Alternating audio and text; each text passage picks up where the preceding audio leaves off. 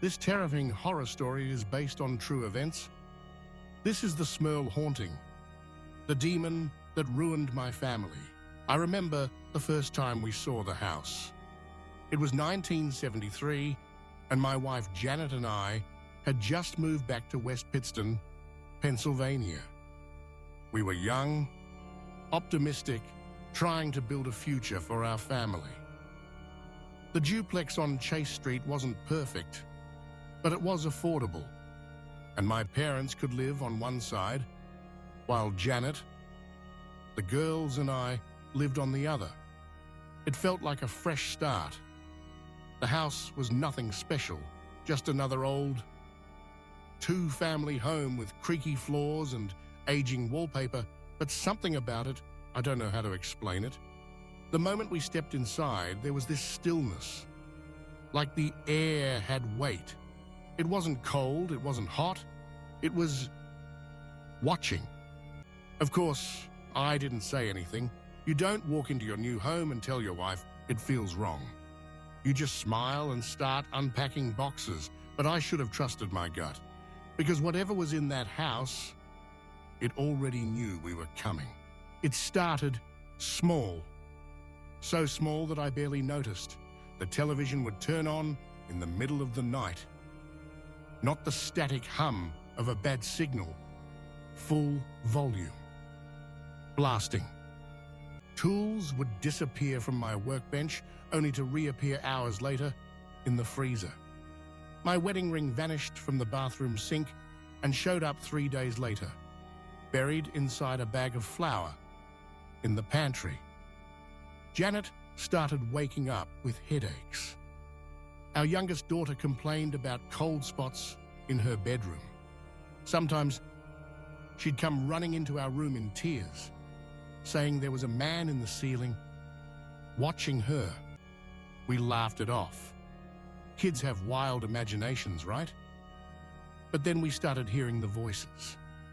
They'd come from inside the walls, whispering, sometimes murmuring names that didn't belong to anyone in the house, sometimes arguing in guttural tones too low to understand.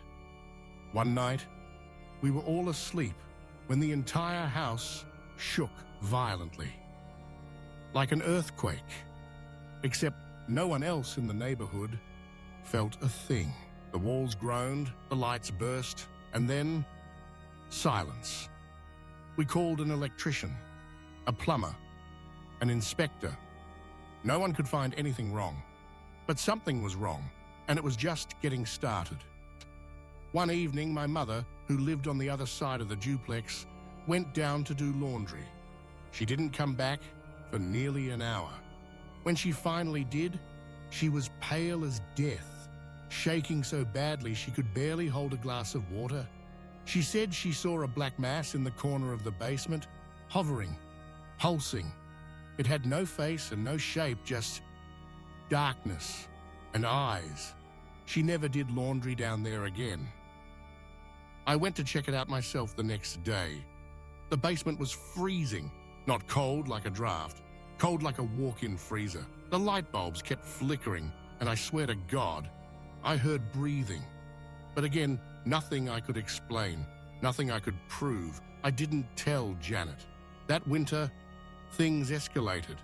Our daughter Shannon woke up with 3 long, deep scratches down her back. We thought it was the dog, but then the same scratches appeared on my arm one night while I was asleep. Then on Janet's leg, always in sets of 3. We started finding stains on the walls, black, tar-like streaks that no cleaner could remove. The house began to stink, like sulfur and rot, even after deep cleaning. We ripped up the carpet. We scrubbed the pipes. Nothing worked. And the worst part? We weren't sleeping. Every night at 3:08 a.m., something would wake us up. Knocking, thumping, gasping.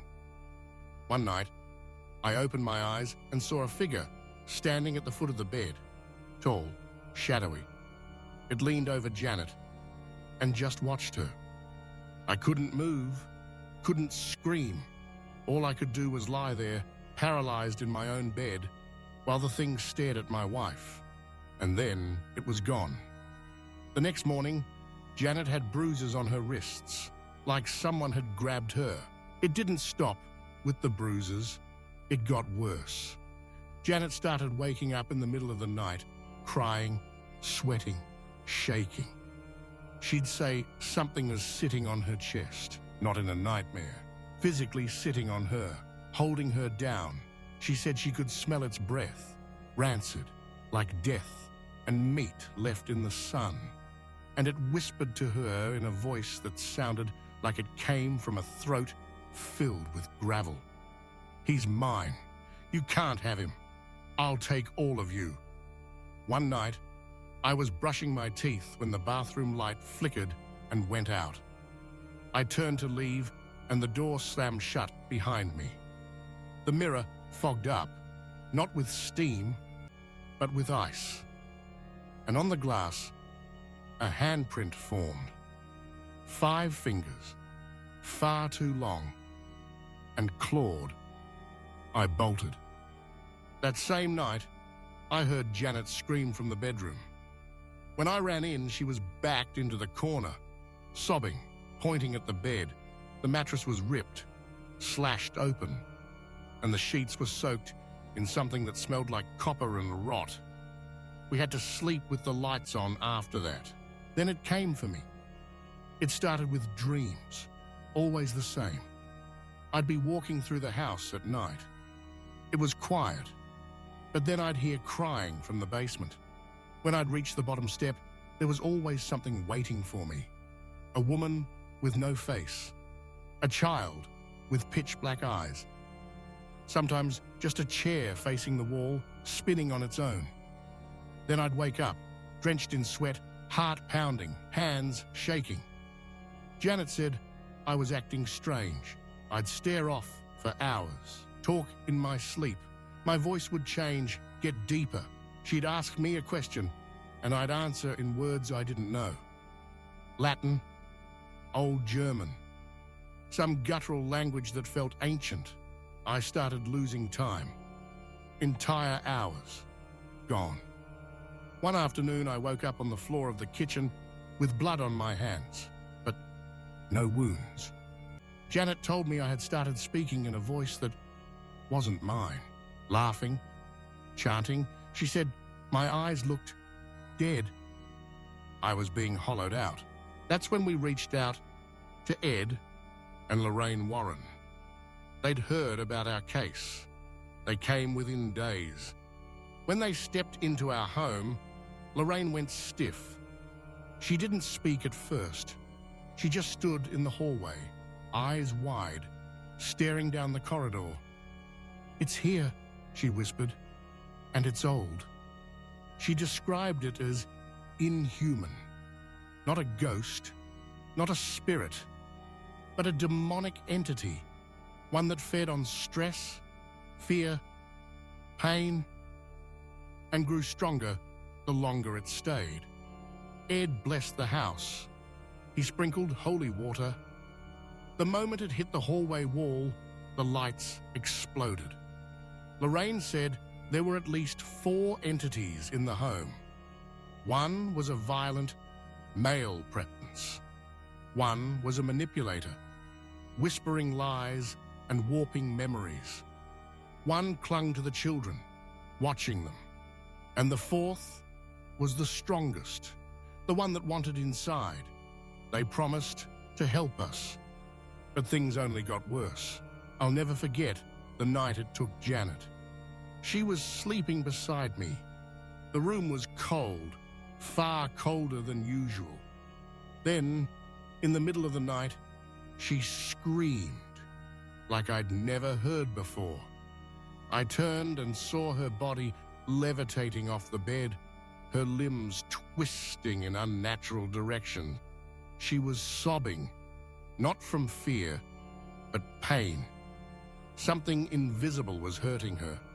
She told me later, through tears, that something had forced itself onto her, that it had raped her, that it whispered into her ear the entire time, saying it would come back for more.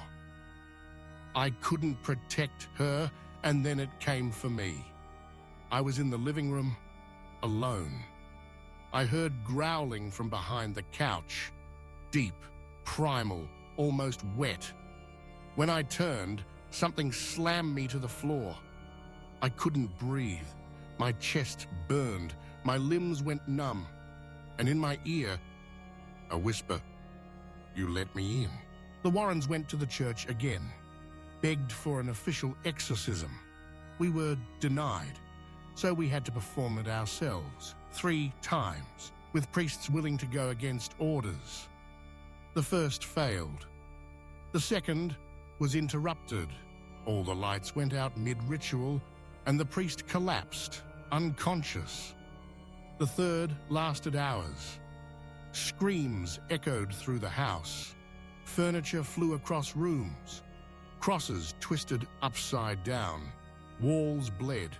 And in the attic, something howled so loud, neighbors called the police. And then, silence. It was gone, or so we thought. In 1987, we moved. New town, new home. But the first night, in the new house, the radio turned on by itself. The next night, our daughter said she saw the black shadow man in the corner of her room. We woke up to scratches, voices, the smell of rot, and once again, the house felt full. The church finally got involved. An official exorcism was performed. And this time, it worked. We haven't had another incident since. But I'll never forget what it felt like. To be hunted, violated, possessed. To have your home become a hell you can't escape. The Smurl family survived something most people wouldn't believe. But they didn't tell this story for attention. They told it as a warning. Because demons don't haunt buildings. They haunt people. And once you open the door, they never truly leave. Have you or anyone you know had any experiences with a demon? Who knows, you could be the star in our next video. Let us know in the comments. Did this story creepy you out? It certainly did me. This is truth, is terror. Until next time, sleep well, if you can.